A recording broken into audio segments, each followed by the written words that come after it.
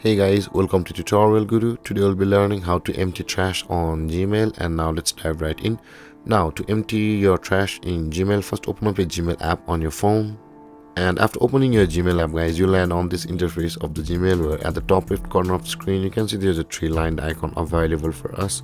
Tap on the three-lined icon at the top left corner of the screen, and when you land over here you'll be required to scroll down a little bit, and you can see there is the trash button available for us just below the spam.